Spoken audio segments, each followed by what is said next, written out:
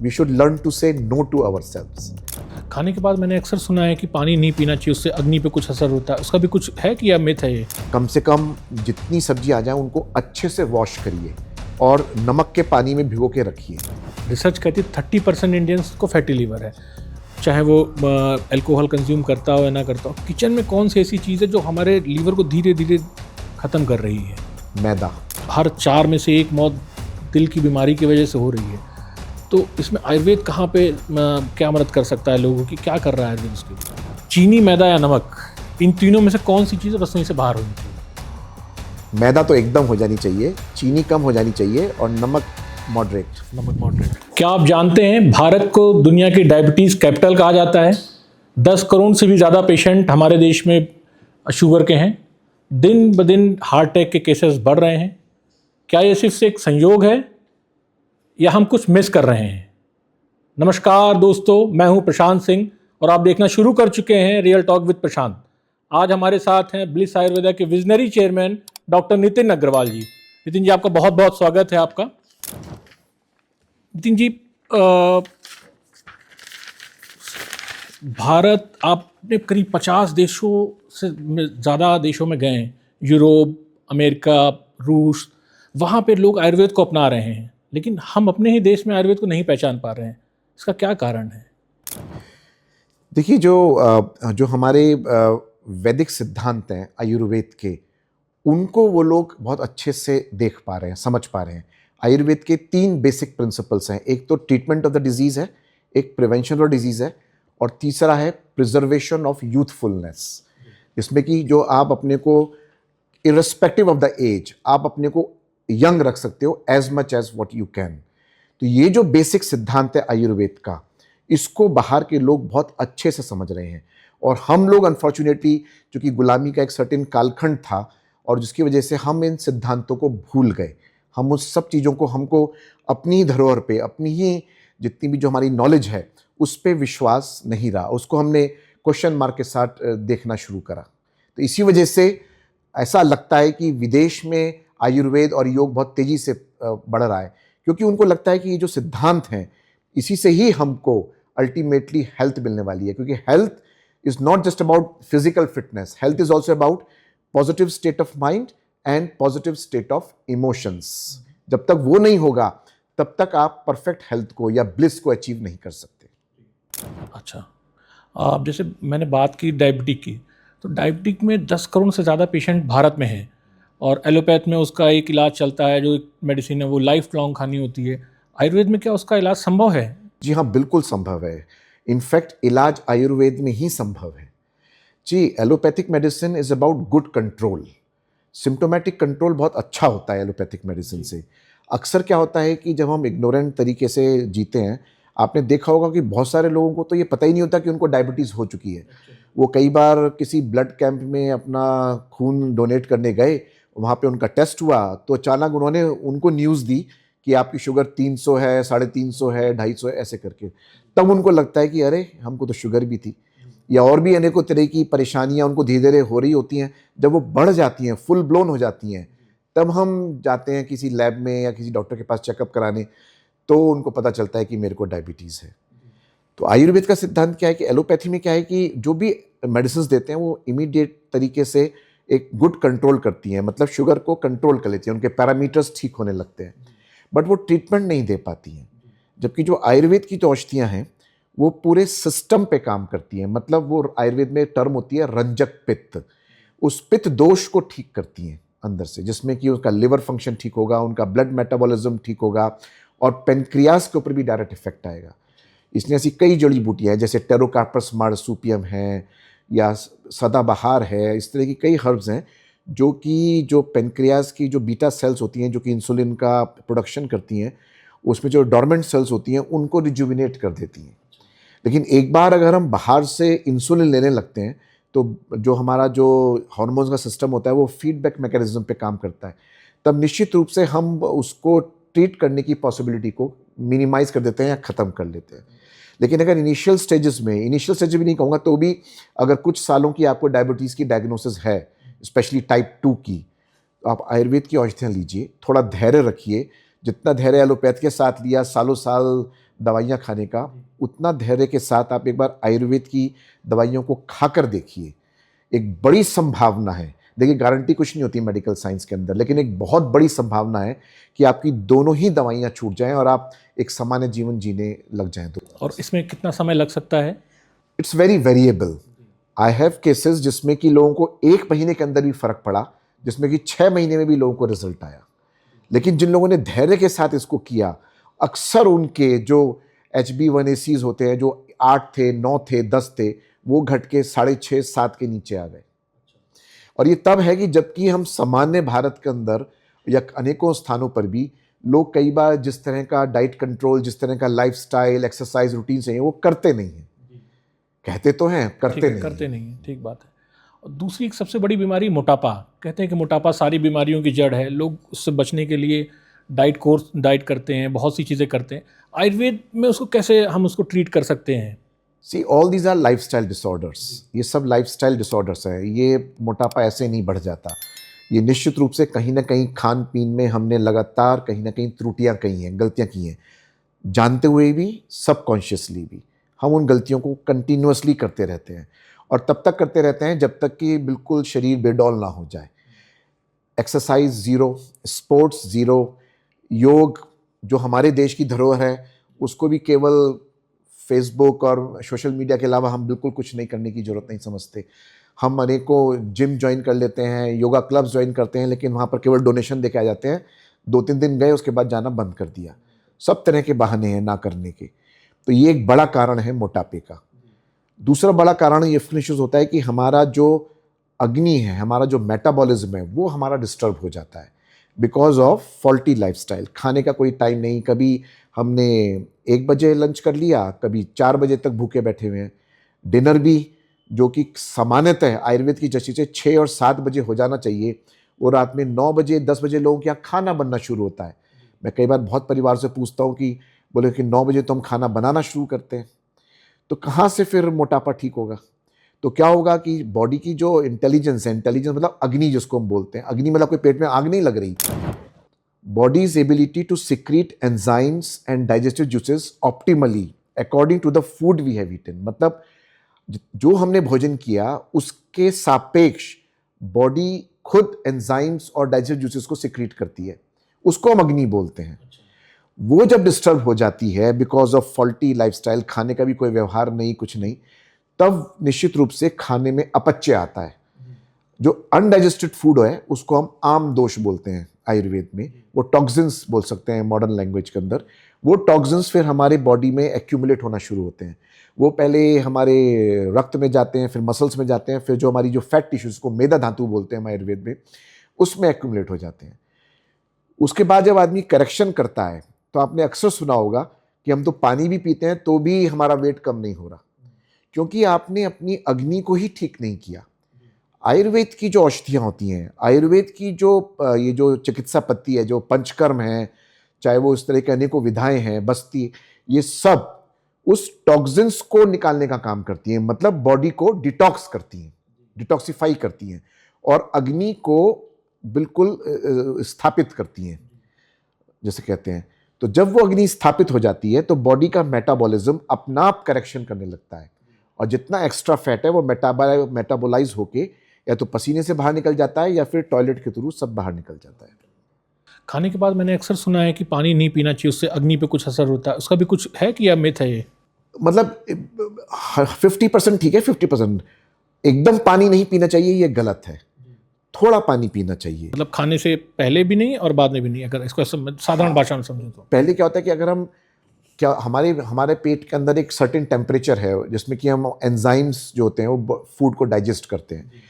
तो एकदम अगर हम चिल्ड पानी पी लेंगे, एकदम ठंडा पानी पी लेंगे खाने के बाद और ज़्यादा पानी पी लेंगे तो निश्चित रूप से जो अग्नि होती है वो डाइल्यूट हो जाती है, वो मंद हो जाती है, मंदाग्नि बोलते हैं जिसको आयुर्वेद में, तो उसका प्रभाव आएगा। लेकिन आप बिल्कुल भी पानी नहीं पिएंगे और एकदम से ही सोचेंगे तो कई बार खाना कैसे खाया है, तो कई बार खाना स्ट्रॉन्ग खा लिया, ड्राई फूड ज़्यादा हो गया, थोड़ा स्पाइसी ज़्यादा हो गया, तो वो एसिडिटी भी क्रिएट कर देता है। इसलिए पानी लेना चाहिए, लेकिन थोड़ी मात्रा में लेना चाहिए और कोशिश ये करनी चाहिए कि पानी गुनगुना हो या गर्म हो। अच्छा। और अभी जैसे हमारे हार्ट अटैक के केसेस बहुत बढ़े, 25-30 साल के लड़के जिम जा रहे हैं, वहाँ पे हार्ट अटैक आ जा रहा है। और मतलब बहुत हर 4 में से 1 मौत दिल की बीमारी की वजह से हो रही है। तो इसमें आयुर्वेद कहाँ पे क्या मदद कर सकता है लोगों की? क्या कर रहा है आयुर्वेद उसके लिए? प्रिवेंटिव तौर पर बहुत मदद कर सकता है। अगर हमें प्रिवेंशन की बात करूं, जैसे आपने बोला, स्पेशली ये यंगस्टर्स की बात करें, अब 25-30 साल के लड़के अगर जिम में एकदम अचानक हार्ट अटैक हो रहा है तो उसका कारण क्या है कि उनका पूरा लाइफस्टाइल, उनकी पूरी दिनचर्या डिस्टर्ब्ड है। वो जिम तो जा रहे हैं क्योंकि एक न्यू एज थिंग है, लोगों को अच्छा लगता है कि बॉडी बन जाए, मसल्स बन जाए, लेकिन उस पूरी प्रक्रिया को हासिल करने के लिए वो क्या क्या कर रहे हैं, एक तो उस पर चेक्स एंड बैलेंस की ज़रूरत है।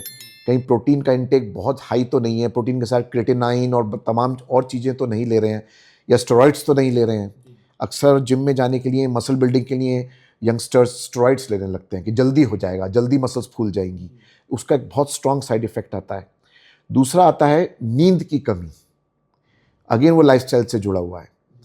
यंगस्टर्स अनफॉर्चुनेटली, ये जो मोबाइल हाथ में आ गया, ये जो बहुत काम की चीज़ भी है, लेकिन उससे ज़्यादा ये बहुत नुकसान की चीज़ भी है। तो मोबाइल, देर रात तक मोबाइल चलाते हैं और उसके ऊपर फिर वो नींद पूरी होती नहीं है। सुबह भी दिनचर्या डिस्टर्ब हो जाती है, या बहुत देर तक जागते हैं। तो उस चक्कर में क्या होता है, रात में देर तक जागे हैं तो रात में 12-1 बजे मंचिंग कर रहे हैं, और सुबह देर तक है तो नाश्ता नहीं करना, सीधे लंच पे पहुंच गए, या वो भी नहीं किया कई बार। तो ये जो सब चीज़ें जो चल रही हैं, जो लाइफस्टाइल से जो रिलेटेड चीज़ें हैं, स्ट्रेस बहुत ज़्यादा होता जा रहा है। उसके बाद अचानक आप जिम पे गए और आपने कहा कि आज तो सारी ताकत मैं आज ही दिखा देता हूँ, तो आपने बड़े बड़े वेट के चीज़ों को आपने वो कर लिया, तो कहीं ना कहीं वो जो कार्डियो एक्सरसाइज को ज़रूरत से ज़्यादा कर लिया। तो हर एक का शरीर है, अक्सर ये फिर देखने में आता है कि लोगों का फिर शरीर क्रैश कर जाता है। साइंस तो बहुत लोगों को मिलते हैं लेकिन उनको हार्ट अटैक नहीं आता, लेकिन कुछ लोगों को वो भी हो जाता है, विच इज़ वेरी अनफॉर्चुनेट। आप तो जैसे इंडिया से बाहर भी बहुत कंट्रीज़ में गए, बहुत कंट्रीज़ में काम करते हैं, तो वहाँ की लाइफस्टाइल भी और यहाँ का लाइफस्टाइल, जैसे अब बहुत से बच्चे आईटी में काम करते हैं, अब उनकी शिफ्ट ही नाइट शिफ्ट है, तो वो क्या करें, और दिनचर्या इस तरह से है। देखिए, कुछ भी कह लीजिए, अगर मैं वेस्टर्न कंट्रीज़ की या ऑस्ट्रेलिया, न्यूजीलैंड, इन देशों की बात करूं, जहाँ पे मैं अभी होके आया ऑस्ट्रेलिया न्यूजीलैंड से, तो मैं इन देशों की बात करूं तो वहाँ पर एक टर्म होती है मी टाइम।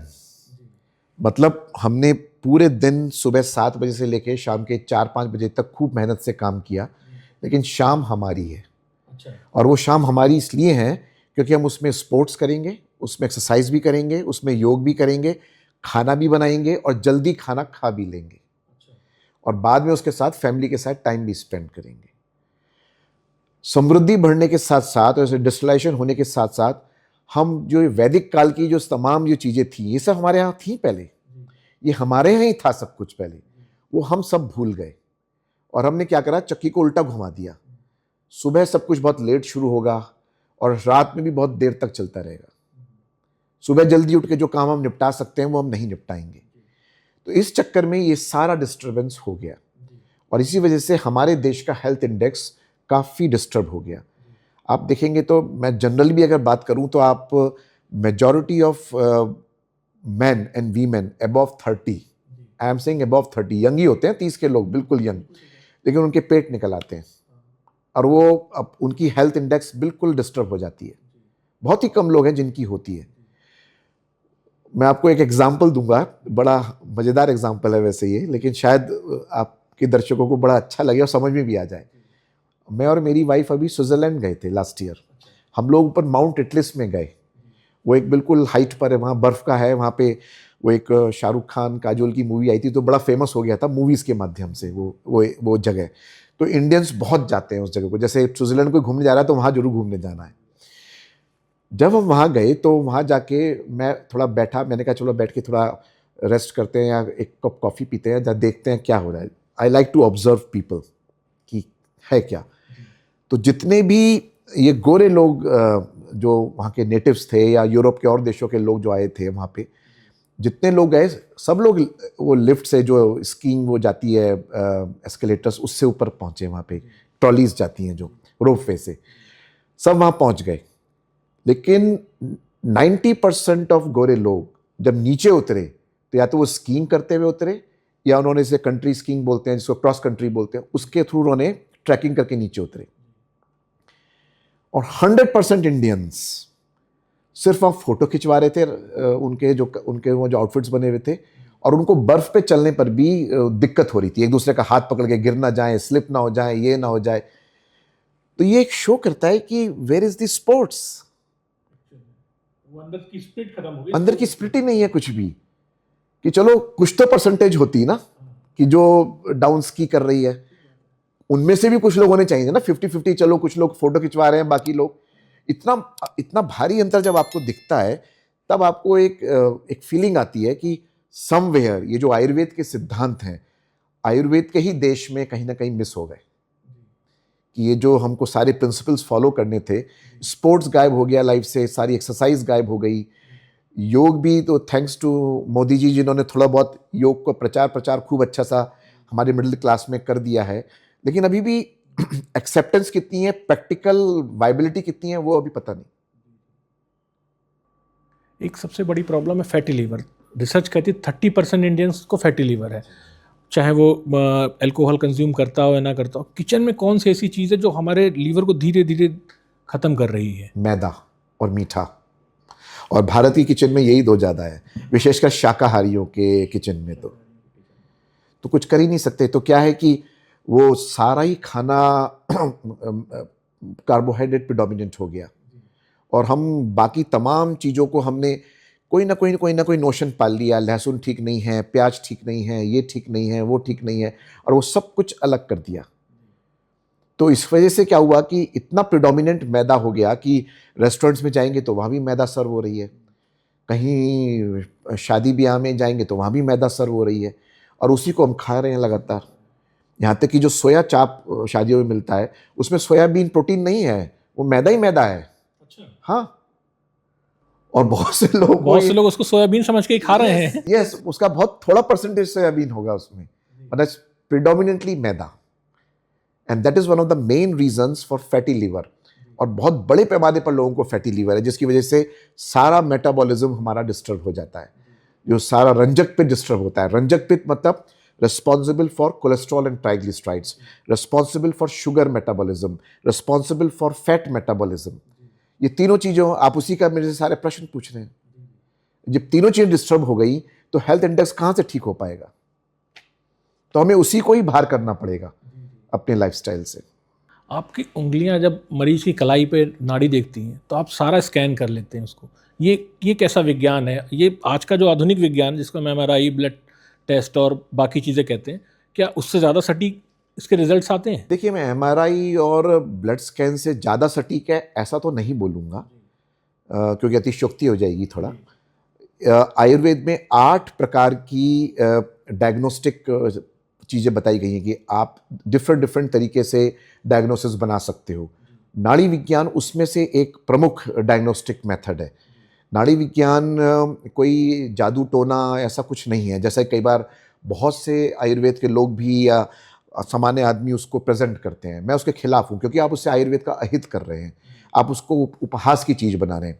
नाड़ी विज्ञान एक बहुत साइंटिफिक वे ऑफ डायग्नोसिस है, और इनिशियल प्रीलिमिनरी डायग्नोसिस बनाने के लिए एक सबसे अच्छा उपयोगी टूल है। तो उसमें क्या है कि आप वात पित्त कफ की दृष्टि से नाड़ी को देखते हो, और उसके अंदर एक सर्टेन वाइब्रेशंस होती हैं जिनको आप रीड करते हो। वात पित्त कफ 3 दोष माने जाते हैं आयुर्वेद में, और तीनों ही दोषों के 5-5 सब दोष होते हैं। थोड़ा सा इन दोषों में क्या क्या, कौन सी बीमारी है, थोड़ा सा उसको। जैसे कि फॉर एग्जाम्पल, अगर वात रोग की प्रिडोमिनेंस है तो निश्चित रूप से ये जान लीजिए कि आपको गैस, कॉन्स्टिपेशन, अनिद्रा, जोड़ों में दर्द, सर्कुलेशन की प्रॉब्लम्स, इस तरह की प्रॉब्लम्स होंगी। अगर पित्त दोष प्रिडोमिनेंट है आपकी नाड़ी के अंदर तो निश्चित रूप से आपको एलर्जीज हो गई, जैसे एसिडिटी की प्रॉब्लम हो गई, माइग्रेन की प्रॉब्लम हो गई, या यूरिन के इन्फेक्शंस या बर्निंग मैक्चुरेशन जिसको बोलते हैं, इस तरह की प्रॉब्लम्स आपको हो सकती हैं। अगर आपको कफ की दोष की प्रधानता है तो निश्चित रूप से ओबेसिटी, डायबिटीज़, या इस तरह के जो बहुत स्लगिशनेस होती है, मतलब थका थका शरीर महसूस होना, इस तरह की चीज़ों की ये संभावना ज़्यादा रहती है। लेकिन जब आप वो करते हो तो हर एक सब दोष का एक अधिष्ठान है, मतलब area of influence in the body. आप जब उसको देखते हो कि वहाँ पर एग्रेवेशन है उस सब दोष के लेवल पर, तब आप प्रश्न पूछते हो पेशेंट से कि दिस एरिया आपको कोई प्रॉब्लम है क्या। फिर उस प्रश्नोत्तरी के बेसिस पे और वो जो आपने नाड़ी में देखा उसके बेसिस पे फिर आप एक डायग्नोसिस बनाते हो। ऐसा अक्सर होता है कि कई बार जो पेशेंट आया वो किसी दूसरी कंप्लेंट के लिए आया, लेकिन आपने नाड़ी देखी तो आपने उनकी अटेंशन उसकी तरफ डाइवर्ट करी।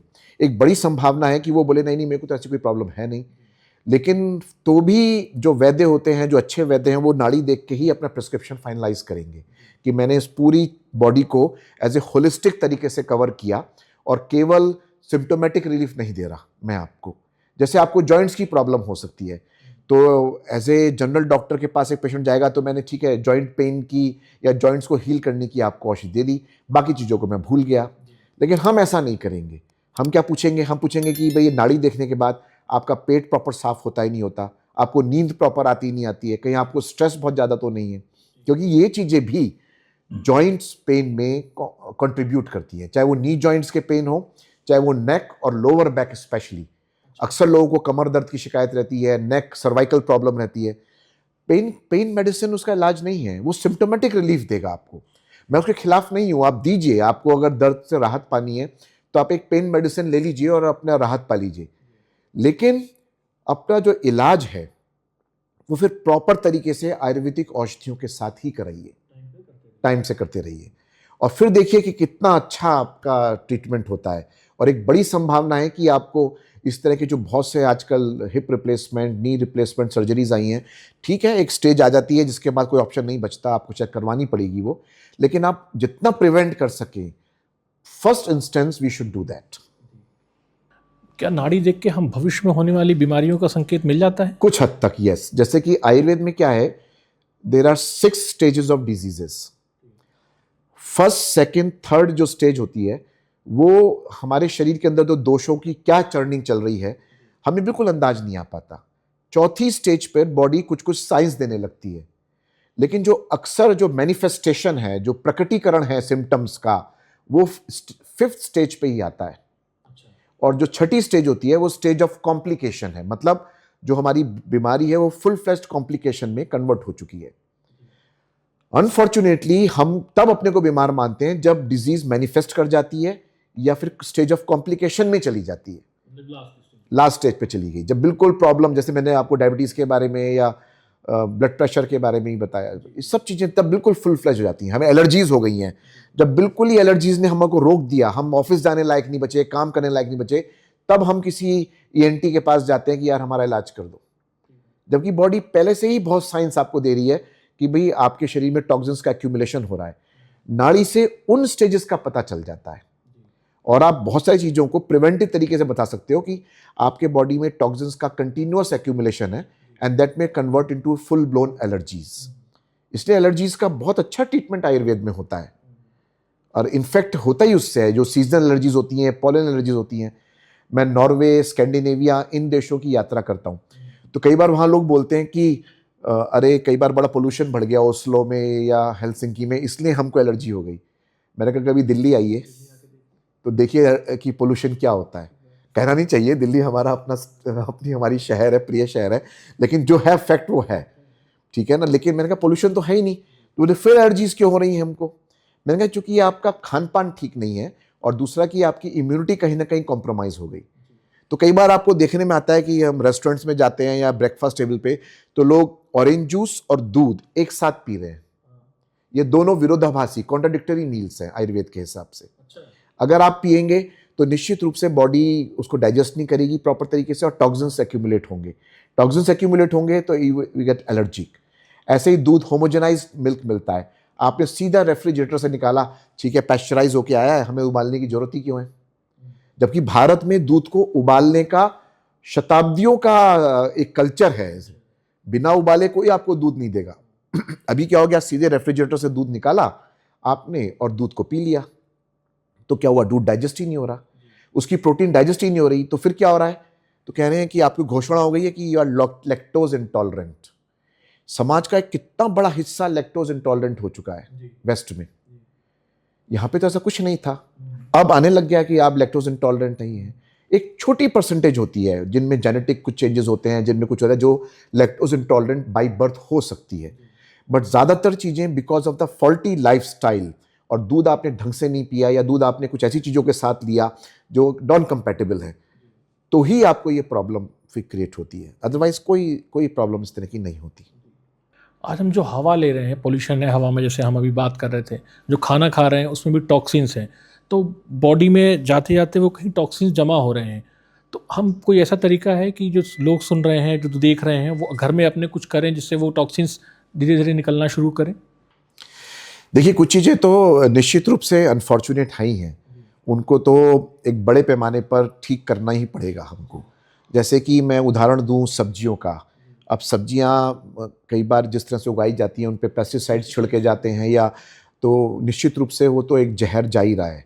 लेकिन उसका तरीका यही हो सकता है कि भाई कम से कम जितनी सब्जी आ जाए उनको अच्छे से वॉश करिए और नमक के पानी में भिगो के रखिए। हम लोग अपने ऐसे ही करते हैं, 5 से 10 मिनट तक गरम नमक के पानी में भिगो के रखिए, और उसके बाद उनको, विशेषकर जो लीफी वेजिटेबल्स होती हैं जिनके छिलके नहीं उतरते, पूरा पूरा गोभी हो गई फॉर एग्जांपल, इनको अच्छे से वॉश करने के बाद ही धोना चाहिए। तो एटलीस्ट जो सुपरफिशियल पेस्टिसाइड्स हैं या इस तरह के इंसेक्टिसाइड्स हैं जो उसमें जा रहे हैं, वो कम से कम, या हैवी मेटल्स हैं जो कि पानी के माध्यम से कई बार आ जाते हैं, स्पेशली कई बार हिंडन जैसे नदी है फॉर एग्जांपल, यहाँ लेड वगैरह पाया जाता है, तो कम से कम वो सब आप धो के निकाल देते हो। जो कुछ प्लांट से इम्बाइब कर दिया तो वो तो अनफॉर्चुनेटली आपको लेना पड़ेगा। तो वो कुछ चीज़ें तो हैं। पोल्यूशन के लिए तो एक बड़ा विषय है, सरकारों के लेवल का विषय है, वो उनको किस हद तक हम करेंगे, लेकिन जितना मिनिमाइज कर सकते हैं हम उतना वो करें। इसलिए किसी को आप बोल दो कि आप मॉर्निंग वॉक पे निकल जाओ, अब पूरे पोल्यूशन ही पोल्यूशन है, तो मॉर्निंग वॉक उसके लिए एस्थमा का कारण बन सकता है। इसी तरह से पपीता है, तो वो कार्बाइड में पकाते हैं पपीता, आम को कार्बाइड में पकाते हैं। पपीता एक बहुत अच्छा फल है और बहुत ही आयुर्वेद में स्वास्थ्य की दृष्टि से बहुत अच्छा फल माना जाता है, पेट साफ करता है, फाइबर है, सब कुछ है। लेकिन अगर कार्बाइड पका हुआ पपीता लेंगे तो वो फायदे से ज़्यादा नुकसान करेगा। तो इन तमाम चीज़ों को तो रोकना ही पड़ेगा। अब कैसे रोकेंगे, तो उसके 2-3 तरीके हैं कि एक तो सुबह उठते ही गर्म पानी का सेवन करिए, हर्बल टीज पीजिए, भोजन के बाद गर्म पानी पीजिए, रात में सोते वक्त भी थोड़ा सा गर्म पानी का सेवन करके थोड़ा सा करिए, तो और समय समय पर बॉडी को डिटॉक्स करते रहिए। फिलहाल तो ये कॉम्प्रोमाइजिंग एक व्यवस्थाएं हैं, सिचुएशन है जिसमें हम रह रहे हैं, उसमें जितना हम अच्छा कर सकते हैं उतना करना चाहिए। कहते हैं आयुर्वेद पंचकर्मा ये एक महंगी पद्धति है, एक महंगा है, तो क्या मध्यम वर्ग भी इसको कर सकता है? हाँ जी, कर सकता है। आपकी बात आंशिक तौर पर सही है। थोड़ा महंगा तो है, क्योंकि जिस तरह की पद्धति है, जिस तरह से इंटेंस उसमें एनर्जी खर्च होती है, 2-2 3-3 थेरेपिस्ट आपके शरीर के ऊपर वर्क करते हैं, जिस तरह का औषधियों का, तेल की मात्रा का, कभी एक-एक, ये मानकर चलिए कि एक आयुर्वेदा मसाज पर लगभग 150 से 200 ml ऑयल का खर्च हो जाता है, और बड़ा महंगा ऑयल्स होते हैं ये सब। तो निश्चित रूप से जो आयुर्वेदा के, जो पंचकर्मा के जो क्लिनिक्स होते हैं, सेंटर्स होते हैं, उनको चलाने की जो बेसिक कॉस्ट होती है वो काफ़ी ज़्यादा हाई रहती है, तो उस वजह से कॉस्ट तो बढ़ती है। बट मैं इसको थोड़ा दूसरे तरीके से कहना चाहूँगा आपसे बात में।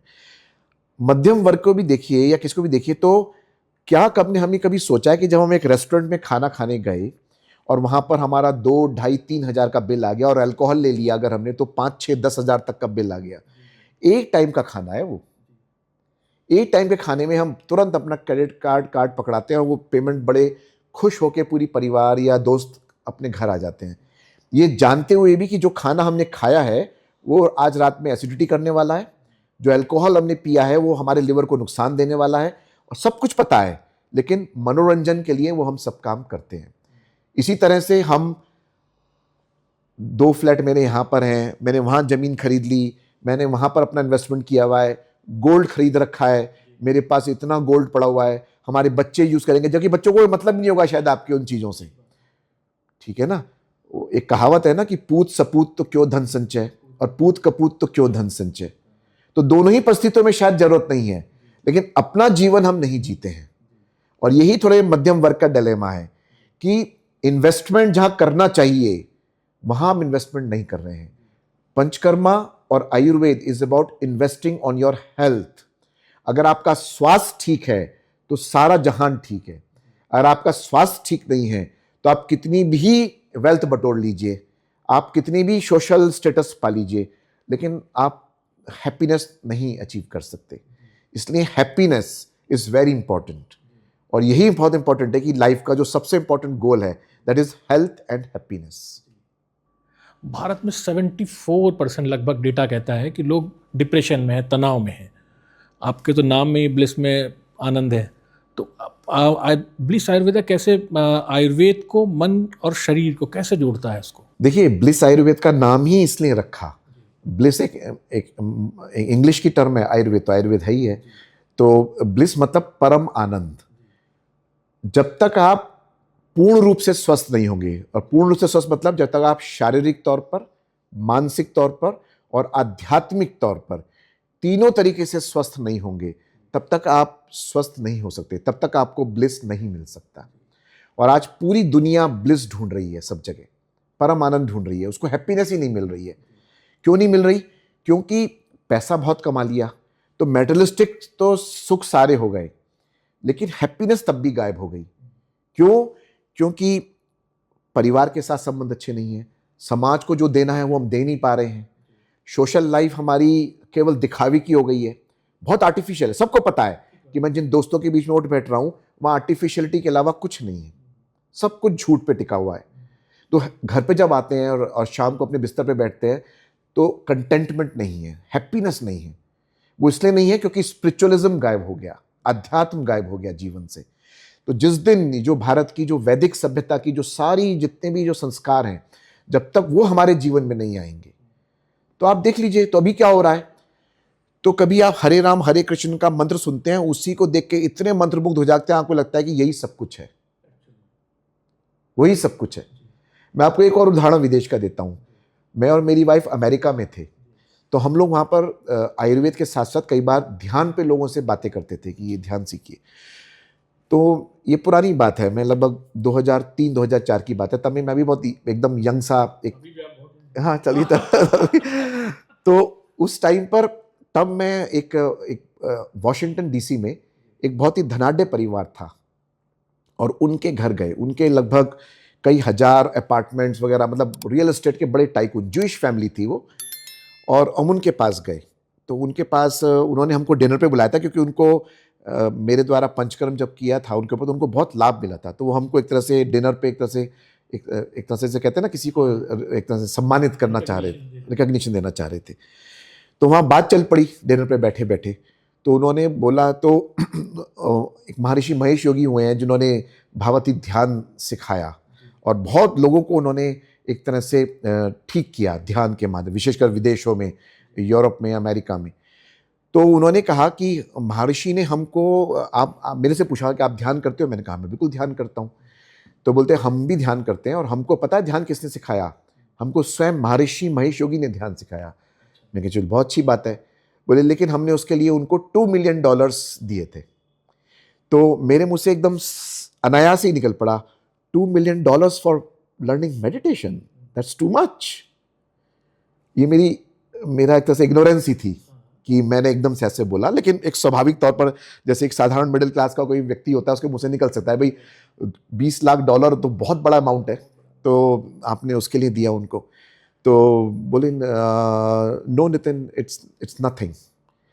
बोले हमारे पास इतना मेटेरियलिस्टिक वेल्थ है कि हम एक पेन से लेके एक प्राइवेट जेट ऐसे खरीद सकते हैं, we can just buy like that. लेकिन जब मैं और मेरे जो हस्बैंड हैं, जब हम दोनों उन महर्षि के साथ ध्यान सीख रहे थे और वैदिक पंडित मंत्रों का उच्चारण कर रहे थे, तो हमारे दोनों की आंखों से आंसू झरझर आ रहे थे। हाँ, और हमको इतना अच्छा लग रहा था, हमको लगा कि ये जितनी चीजों में हम ये सब पढ़े हुए थे, सब बेकार है, सब व्यर्थ है, यही वास्तविक दुनिया है। बोले आपके पास, भारत के पास ये सब इतनी बड़ी ताकत है, और आप लोग इसके प्रति इग्नोरेंट हो। और अगर भारत ने अपने कल्चर को और अपनी इस धरोहर को छोड़ दिया, तो आपकी स्थिति हमसे कई गुना बुरी होने वाली है। तब मुझे लगा कि this is life learning lessons, कि वास्तव में ये जो हमारी धरोहर है, हमारा जो आयुर्वेद है, इसके जो सिद्धांत हैं, ध्यान है, योग है, ये जो तपस्या है, ये जो वैदिक मंत्र हैं, ये बहुत डीप इंटरेक्ट देते हैं। और अध्यात्म को जब तक हम अपने हेल्थ के साथ नहीं जोड़ेंगे, तो कितना ही हम इलाज करा लें बड़े बड़े अस्पतालों में जाके, कितनी ही दवाइयाँ लेते रहें, कुछ भी करते रहें, जिनकी तो रफ टफ कटनी है ऐसे ही जाएगी। और आप देखते भी होंगे कितने पैसे वाले लोग हैं, वो सब के सब प्रिस्क्रिप्शन मेडिसिन के ऊपर है, सब के सब शाम को सब इतनी मेडिसिन खाते हैं, और तो भी हैप्पीनेस नहीं है लाइफ के अंदर। तो हेल्थ एंड हैप्पीनेस, ये आयुर्वेद का मूल सिद्धांत है, जिसको ब्लिस आयुर्वेदा अपनी तरफ से कोशिश कर रही है कि हम इसको अचीव कर लें। आजकल नींद की गोलियों का चलन बहुत बढ़ रहा है, बहुत से लोग स्लीपिंग पिल्स ले रहे हैं। आयुर्वेद में गहरी नींद या प्राकृतिक नींद के लिए क्या उपाय है? तो निद्रा तो one of the basic pillars of health है आयुर्वेद के हिसाब से। निद्रा के बिना तो निद्रा मतलब गुड क्वालिटी ऑफ स्लीप, जब तक वो नहीं होगी तो आप कभी भी हेल्दी नहीं रह सकते। इसलिए स्लीप का बहुत इंपॉर्टेंट एस्पेक्ट है कि हम स्लीप को एकदम अपने अच्छे तरीके से लागू करें। ये जो प्रॉब्लम चल रही है, अगेन ये लाइफस्टाइल प्रॉब्लम ही है सारी की सारी, जिसकी वजह से लोगों को ये सब प्रॉब्लम्स होती हैं। तो क्या हो रहा है कि दिन भर की एक्टिविटी करने के बाद वो सारी माइंड में चल रही है, फिर रात में भी मोबाइल लेके बैठ गए, लैपटॉप लेके बैठ गए, और दुनिया भर का कि अच्छा ये नहीं हुआ, वो नहीं हुआ, ऐसा नहीं हुआ। तो धीरे धीरे क्या होता है कि हमारे जो ब्रेन के एंजाइम्स हैं, चाहे वो मेलाटोनिन लेवल हो, सेरोटोनिन लेवल हो, वो सब डिस्टर्ब हो जाते हैं। जब वो डिस्टर्ब हो जाते हैं तो वो इंसोम्निया क्रिएट करते हैं। बॉडी पहले से ही साइंस दे रही है, क्वालिटी ऑफ स्लीप डिस्टर्ब है, आप सुबह उठे तो रेस्टेड फील नहीं कर रहे, भले ही चाहे 8 घंटे 10 घंटे सो लिए हों, लेकिन अगर सुबह उठ के भी आप रेस्टेड फील नहीं कर रहे हैं, ये क्लियर इंडिकेशन है कि आपको निद्रा की प्रॉब्लम है। तो आयुर्वेद की जो औषधियाँ होती हैं, आयुर्वेद की जो जड़ी बूटियाँ होती हैं, आयुर्वेद के जो प्रिंसिपल्स हैं इस तरह के, ये सब उसमें इस पूरे चीज़ों को मैनेज करने में मदद करते हैं। इनफैक्ट ट्रीटमेंट ही वहीं पर है। मतलब आप स्लीपिंग पिल लेके सो तो सकते हैं, बट वो सेडेटिव हो गया, उसने आपको सुला दिया, अगले दिन आप नहीं लेंगे, आपको फिर वही प्रॉब्लम हो जाएगी। लेकिन आयुर्वेद की अगर आप औषधियाँ लेंगे, आयुर्वेद की जड़ी बूटियाँ लेंगे, या कुछ इन प्रिंसिपल्स को फॉलो करेंगे आयुर्वेद के, जैसे कि फॉर एग्जांपल आपको सोते वक्त अपने जो तलवे हैं उनकी तेल से मसाज कर लेनी चाहिए, डीपली रिलैक्सिंग। नॉर्मल ऑयल ले लीजिए, कोई तिल का तेल ले लीजिए या कोकोनट ऑयल ले लीजिए। कोई अगर हर्बल ऑयल है तो बहुत अच्छा है, वो तो बेस्ट है।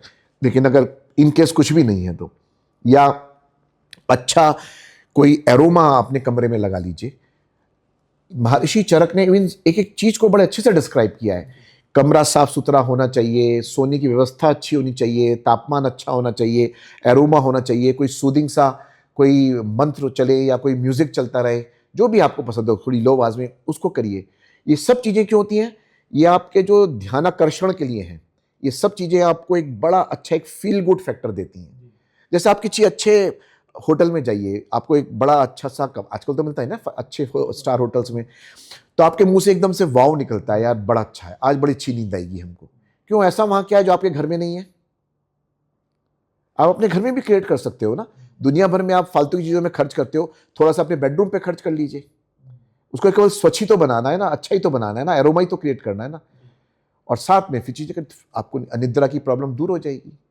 और अनिद्रा की वजह से तो अनेकों और भी प्रॉब्लम्स होती हैं। हाई ब्लड प्रेशर हो गया, डायबिटीज हो गई, सर्वाइकल प्रॉब्लम हो गई, चिड़चिड़ापन, मूड स्विंग्स बहुत ज़बरदस्त होते हैं। ये सारी चीज़ें उससे ही आती हैं। तो आप किस किस चीज़ को डिफीट करने के लिए डॉक्टर के पास चक्कर लगाते घूमेंगे? ओरिजिन को आप ठीक नहीं कर रहे, तो उसको ठीक करने की ज़रूरत है। महर्षि महेश योगी जी का आपके जीवन में क्या योगदान है?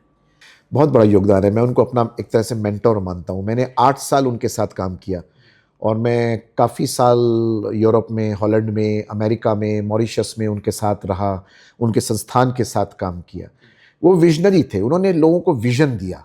उन्होंने लोगों को भारत की जितनी भी जो धरोहर है उसको उन्होंने पूरी दुनिया के सामने रखा, और भारतीयों को बोला कि अपनी इस धरोहर पे, अपने इस ज्ञान पे, अपने इस विज्ञान पर आप विश्वास करिए, उस पर पूरे कॉन्फिडेंस के साथ आप बोलिए, बताइए पूरी दुनिया को कि ये विज्ञान कितना है, कितना सुंदर है। चाहे वो आयुर्वेद हो, चाहे वो ध्यान हो, चाहे वो योग हो, चाहे वो वास्तु हो, चाहे वो इवन जो ये जो खाने का, जिसको हम खाने का विज्ञान बोलते हैं, ये क्यों ना हो। ये तक भी भले ही ज़रूरी नहीं है। जब हम लोग अमेरिका में रहते थे, मैं और मेरी वाइफ, तो वहाँ किचन में जरूरी नहीं कि दाल रोटी चावल ही बन रहे हैं, शाकाहारी था सब कुछ, लेकिन तो भी अनेकों प्रकार की सब्जियां, मिलेट्स, जिसको हम मोटा अनाज आज हम इसको जान रहे हैं, जबकि हमारी धरोहर है सारी, वो सब वहां बनता था और उसको वो कॉन्टिनेंटल फूड कह के प्रेजेंट करते थे। आज हम पंचकर्मा में हमारे यहाँ विदेशी लोग आते हैं, ट्रीटमेंट कराते हैं, हम उनको सब उस तरह का खाना देते हैं, उनको चुकंदर का सूप देते हैं, मूंग दाल का सूप देते हैं, मूंग दाल की खिचड़ी देते हैं। सोचिए, मूंग दाल की खिचड़ी हम उनको ये दूध में अदरक उबाल के और हल्दी उबाल के देते हैं, हम उनको ये अदरक का और हल्दी का पानी देते हैं, हर्बल टी देते हैं। ये सब मॉडर्न नाम ही तो है ना, यह तो है तो सब वही सेम चीज ना, जो कि हमारी दादी नानी कब से करते आए हैं, हम भूल गए, हमने उसको रिजेक्ट कर दिया और हम उनके खाने की तरफ बढ़ गए, उनके उस खाने की तरफ जो कि टॉक्सिन्स क्रिएट करता है। तो ये जो सब चीजें हैं, इसलिए महर्षि महेश योगी ने एक बहुत बड़ा विजन दुनिया को दिया। उन्होंने दिखाया कि ये नॉलेज की कोई कीमत नहीं है, लेकिन अगर आप इसको लोगों को दोगे तो लोग स्वयं आपके पास जो बोलोगे वो पैसा लेकर आपके पास आएंगे, क्योंकि नॉलेज की एक बहुत बड़ी वैल्यू होती है। और ये भारत की जो धरोहर है, भारत का जो विज्ञान है, ज्ञान है, इसको अगर आप दुनिया के सामने दोगे तो पूरी दुनिया भी एक्सेप्ट करेगी और भारत के लोग भी एक्सेप्ट करेंगे। वो मेरे ख्याल से एक तरह का विजन वो अपने फॉलोअर्स को और दुनिया के अनेक लोगों को देकर गए। आप जैसे विदेश में रहें, और अभी भी बहुत विदेश आपका फ्रीक्वेंटली आना जाना होता है, विदेश में रहने के बाद आपने इंडिया आके ब्लिस आयुर्वेदा की स्थापना की, तो कभी मन नहीं हुआ कि वहीं रह जाएं? मन तो सब कुछ होता है मन तो मन है। वहाँ की चकाचौंध बिल्कुल सबको अच्छी लगती है, ऐसा कौन कहेगा कि मुझे वहाँ की चकाचौंध अच्छी नहीं लग रही। डाउनटाउन मैनहट्टन न्यूयॉर्क में घूमेंगे तो आपको लगेगा वाओ ये क्या है यहाँ पे, वो फील छोड़ के फिर यहाँ कैसे आए? न्यूयॉर्क और नॉर्वे और स्विट्जरलैंड में जितनी नेचर है, जिस तरह जो सुंदरता है, वो निश्चित रूप से वो यहाँ तो नहीं मिलेगी, लेकिन रूट्स तो यहीं पर ही हैं। तो जिस प्रोफेशन से मैं जुड़ा हूँ, आयुर्वेद का प्रोफेशन जो है, तो अगर उसमें कुछ करना था, कुछ अच्छा करना था, कुछ बड़ा करना है, तो जड़ से, रूट से जुड़ना पड़ेगा। तो उसको करते हुए ठीक है, कोई नहीं, थोड़ा चीज़ें स्ट्रगल किया, कष्ट हुआ, सब चीज़ों में रहते हैं। कई बार बच्चे बोल भी देते हैं कि अगर आप अमेरिका में टिक जाते तो शायद हम भी वहीं होते। तो ठीक है, वो सब चीज़ें तो उसके फॉल आउट्स हैं, हर एक के पॉजिटिव नेगेटिव्स हैं। यहाँ पर परिवार है, यहाँ पर सोशल लाइफ है, यहाँ पर बहुत सारी चीज़ें हैं। और मेरा तो राष्ट्रीय स्वयंसेवक संघ का भी एक बड़ा प्रभाव है मेरे जीवन के ऊपर। तो उस प्रभाव के नाते भी एक मन के अंदर एक बड़ा वो रहता है कि नहीं, भारत में रह के और भारत की धरोहर को ही आगे बढ़ाना है। तो ये अपने जीवन में कर पाएँ तो यही अपने आप में एक समाज सेवा है, देश सेवा। मतलब देश में आने के लिए आरएसएस का एक जो विचारधारा आपकी शुरू से रही और शुरू से आप उसमें रहे, बाबूजी भी शायद आपके आरएसएस में ही रहे, तो उसका असर रहा था? हाँ, एक बड़ा प्रभाव उसका रहता है। एक चिंतन जब आप सोचते हो और सारी चीज़ें सोच रहे होते हो तो लगता है कि नहीं, अब भारत वापस जाके और ये सब करना चाहिए। तो संघ का एक प्रभाव तो रहता ही है दिमाग में, एक दिमाग में क्या, पूरी रोज की दिनचर्या में भी रहता है वो।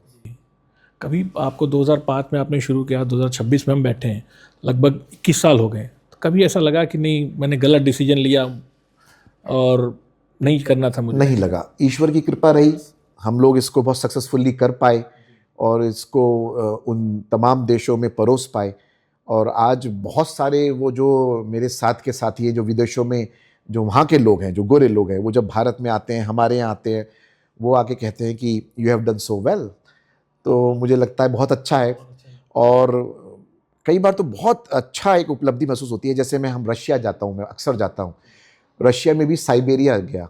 साइबेरिया में एक स्थान है बर्नौल, नोवोसिबिर्स्क, 450 लोग 2 दिन तक मुझे आयुर्वेद पे सुनने के लिए आए थे और फिर 5 मिनट तक खड़े होकर उन्होंने ताली बजाई। एक मेरे पास छोटा सा वीडियो भी मैं दिखा भी सकता हूँ आपको।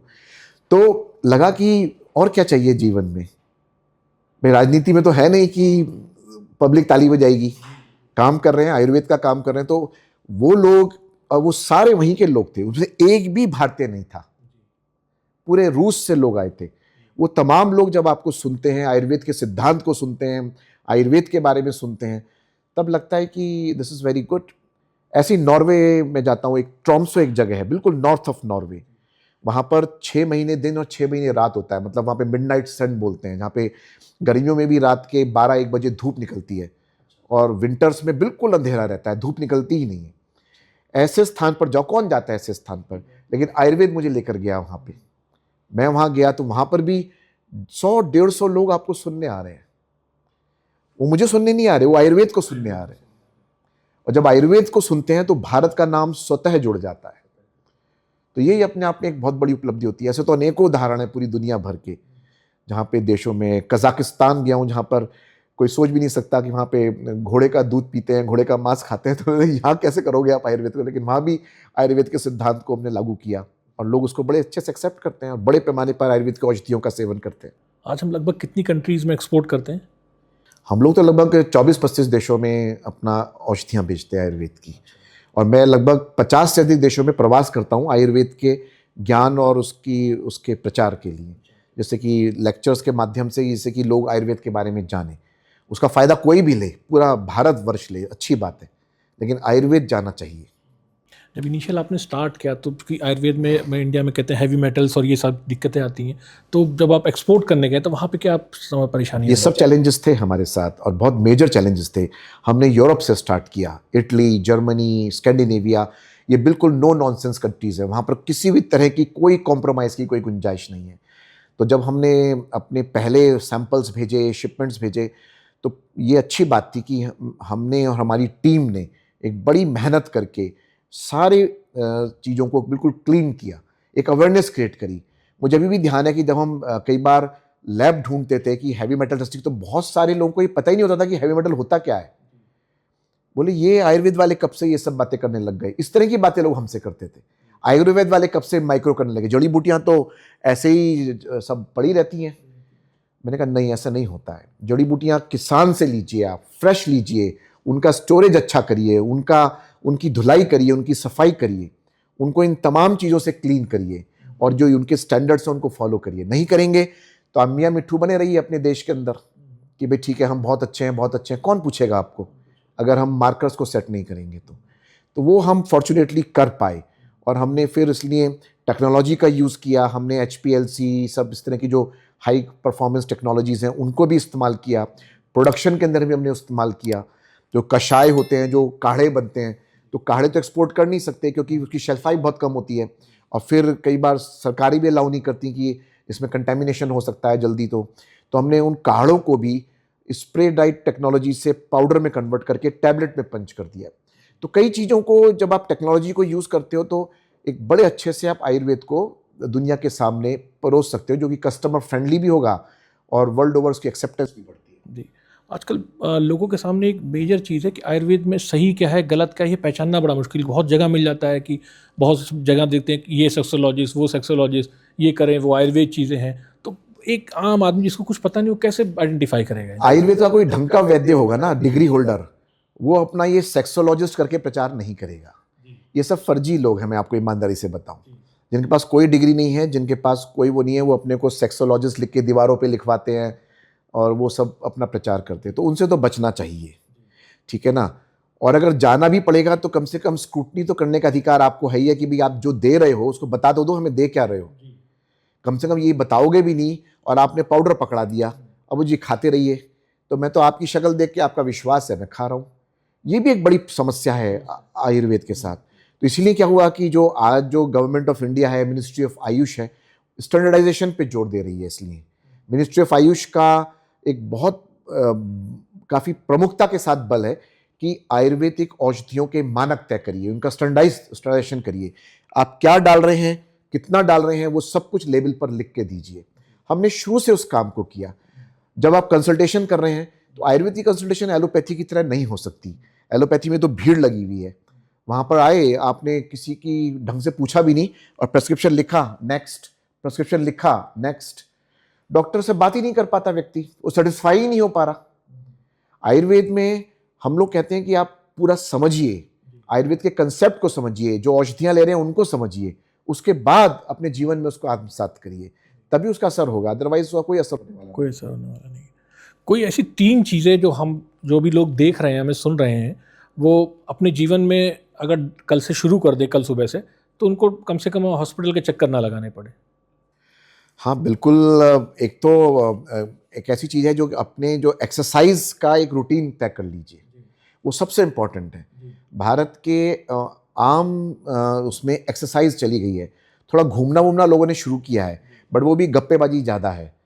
ब्रिस्क वॉकिंग, साइकिलिंग, रनिंग या कोई स्पोर्ट्स या योग, इन चीज़ों को ढंग से करिए। योग के नाम पर भी कपालभाति और इसलिए कुछ प्राणायाम की कुछ एक्सरसाइज करते हैं, उसके अलावा कुछ नहीं कर रहा आदमी।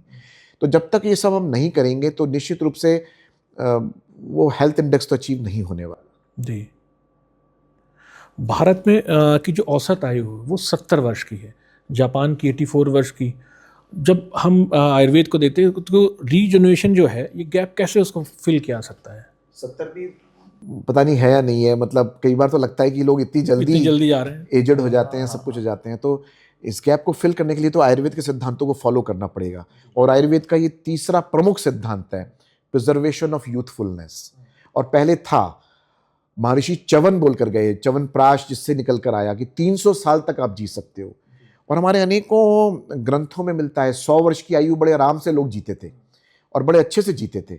मैं अभी भी कई ऐसे देशों में जाता हूँ जहाँ पर लोग 80 साल के, 90 साल के अपनी गाड़ी खुद चलाते हैं, अपने घर का काम खुद कर रहे होते हैं। और यहाँ पर एक साइकोलॉजिकल वो भी है कि 60-70 साल के हो गए, उनको बूढ़ा मान लिया, बोले अब खटिया पकड़ लो, कुछ मत करो, घर में बैठो। आप उसको और बीमार कर रहे हो उस व्यक्ति को, वो किसी काम का नहीं बचता। तो वो सब चीज़ें, इस पूरे माइंडसेट को बदलने की ज़रूरत है, आध्यात्म को लाने की ज़रूरत है और फिजिकल एक्सरसाइजेस को करने की ज़रूरत है, irrespective of the age. Doctor Nitin Agarwal का रूटीन क्या होता है? देखिए, कोशिश पूरी करता हूं जितना संभव हो आयुर्वेद के सिद्धांत फॉलो कर लें, लेकिन रहता तो इसी समाज में हूं, भारत में ही रहता हूं, तो निश्चित रूप से त्रुटियां भी होती हैं उसमें। कई बार शादी ब्याह में जाना पड़ता है, सोशल लाइफ में जाना पड़ता है, तो वहाँ खाना भी खाया जाता है। और लेकिन सामान्यतः दिनचर्या कैसे चले उसको फॉलो करते हैं। जब उसको फॉलो करते हैं तो शायद ईश्वर ने कृपा की हुई है कि हाँ, कई चीज़ों में। तो सुबह कितने बजे उठते हैं आप?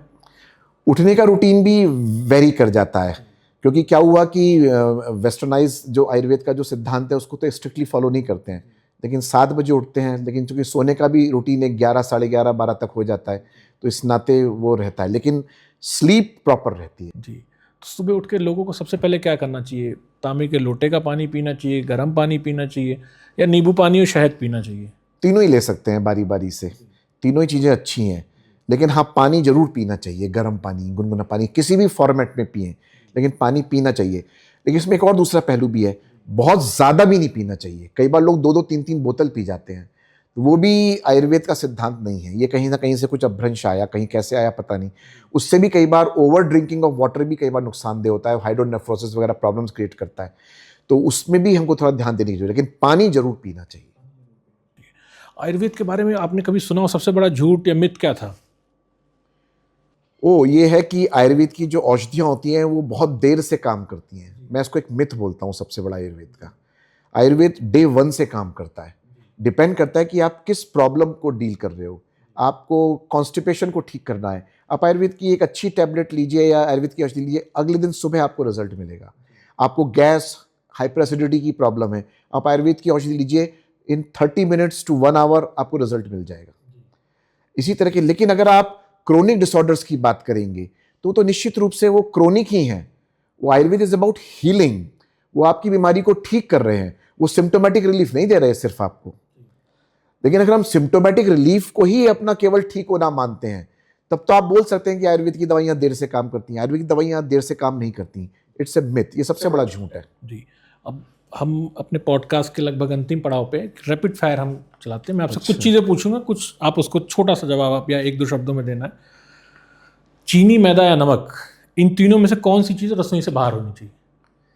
मैदा तो एकदम हो जानी चाहिए, चीनी कम हो जानी चाहिए और नमक मॉडरेट। नमक मॉडरेट। सुपर फूड, एक ऐसी जड़ी बूटी जो हर भारतीय के घर में होनी चाहिए, जैसे आंवला, गिलोय या अश्वगंधा? तीनों ही होने चाहिए। तीनों ही होने चाहिए। आंवला सबसे इजीली अवेलेबल है, गिलोय भी है, तो अच्छा रहता है। विदेशी बनाम देशी, विदेशी लोग आयुर्वेद सबसे ज़्यादा क्या ढूंढ रहे हैं, शांति या इलाज? दोनों ही ढूंढ रहे हैं, लेकिन शांति ज़्यादा ढूंढ रहे हैं। उनको शायद वो ज़्यादा अच्छे से मिल रही है यहाँ पे। इलाज तो उनके देश में भी बहुत अच्छा हो जाता होगा जी। लेकिन ऐसी बहुत सारी चीज़ें हैं जो कि, कहना ना कि जो आयुर्वेद का सिद्धांत है, mental health and emotional health, वो उनको आयुर्वेद में मिलती है। जी। दूध अमृत या जहर? अमृत, घी मोटापा या लुब्रिकेंट देता है? लुब्रिकेशन। रात का खाना 7 बजे या 10 बजे? 7 बजे।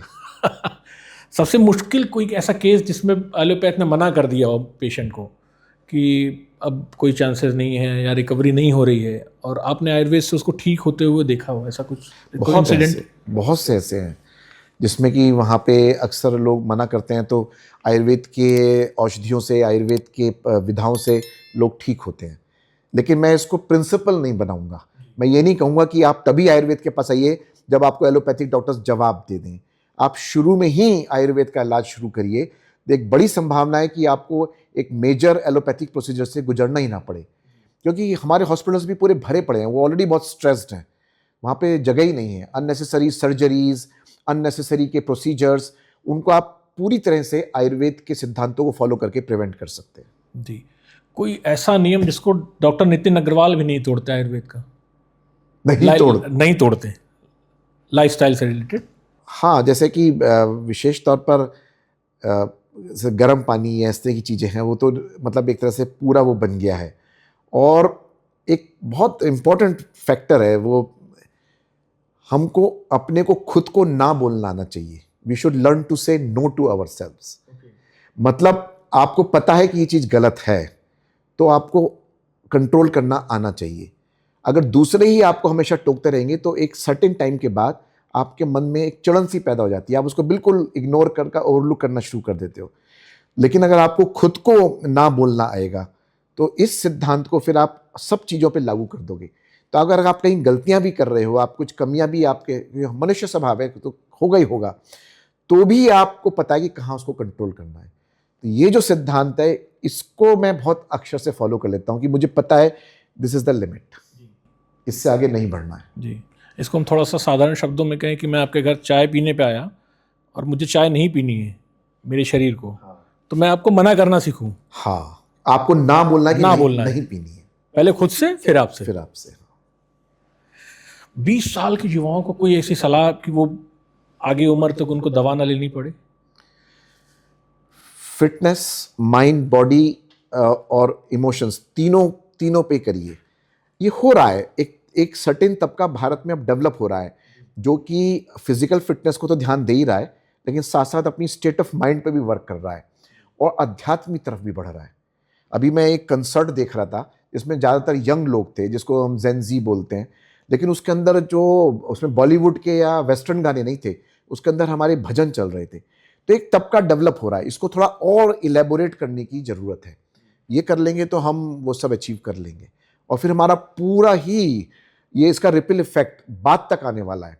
और ये जो यूथ होगा फिर वो आगे तक उसकी जो लाइफ है वो भी बढ़ेगी, लाइफ स्पेन भी बढ़ेगा, वो 80, 90, 100 भी टच करेगा। जी, हम ब्लिस आयुर्वेदा की बात करें, इसको परिभाषित करें या ब्लिस आयुर्वेदा का विजन की बात करें, तो क्या है इसका? To bring health and happiness through Ayurveda,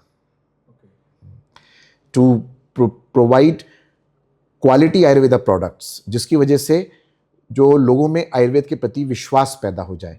जब उसका लोगों को रिजल्ट दिखेगा तो निश्चित रूप से वो ब्लिस आयुर्वेदा पे ही केवल लोगों का ट्रस्ट नहीं बढ़ेगा, वो पूरे आयुर्वेद पे लोगों का ट्रस्ट बढ़ेगा। दोस्तों, अगर आज आपको ये बात वैल्यूबल लगी हो तो आप इस बात को अपने उन लोगों के साथ साझा ज़रूर करें जिनकी सेहत की परवाह आप करते हैं, क्योंकि दवाइयों से हॉस्पिटल चला करते हैं, सही जानकारी और आयुर्वेद से घर चला करते हैं। डॉक्टर साहब, आपका इतनी शालीनता से और इतनी विनम्रता से सभी जवाब देने के लिए बहुत बहुत धन्यवाद। Thank you. धन्यवाद। Thank you. Thank you.